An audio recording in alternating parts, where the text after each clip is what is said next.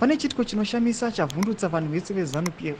Vadzoka vachiona Tavani Mupofu akavamirira. Tavani Mupofu vakomana Luya Nelson Chamisa uya yamusamujairira. Vakomana vachibva kuCongress vachingonodzoka vachinzwa kuti aiwa zveimimi mazoona here kuti pamakaintroducer your own currency the ZiG makaintroducer musina kungwara. Noda kuti panguva inoi vagari vese munyika yeZimbabwe vari kushandisa currency iri out of date, currency yakaexpire. Sana pina mashuka mudanyuka pana unatani po mndu wa subscribe or like or turn on the bell. Kuti pina mnaonyora chiti as of October 4, 2024, the statutory instrument that introduced the ZiG currency expired without extension. Consequently, from October 5, 2024, the ZiG ceased to be a valid currency in Zimbabwe, leaving the US dollar as the sole currency.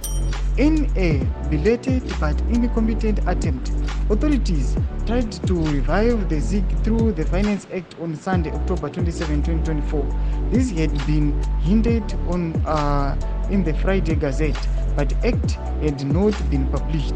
However, this effort was fatal since the ZiG had already lost its validity.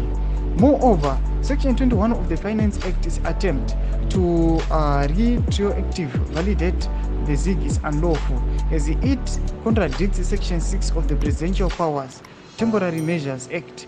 The explicit reference to the expired statutory instrument in Section 21 only reinforces its illegality in that it establishes the connection between the SI and the Act. A clever person would have avoided that connection. Mashoko atiri kuona kuti vakomana vana Tavani Mupofu vakomana musavajairira vaive vanonyatsoratidza kuti vanonyatsokuziva kutodarika vanhu vakati vanotoshanda magavhena chaivo vacho vari kuRBZ. Vakuti mashoko vanotaura vanonyatsoratidza kuti aiwa mufield macho vanotoziva mutemo. Vakomana kunge vamaintroducer currency vatasi kunge vari kuintroducer kana kumamisha kana kupi. Panapa vari kuuya vachisangana nereality, vari kuona kuti vakomana vatotanga kugara pasi vakutotsvaka mazano kuti voita sei. Todze mafunguro enyu moti kudii pamusoro pechitiko ichi. Pina comment section yedu, subscribe or like and turn on the bell icon.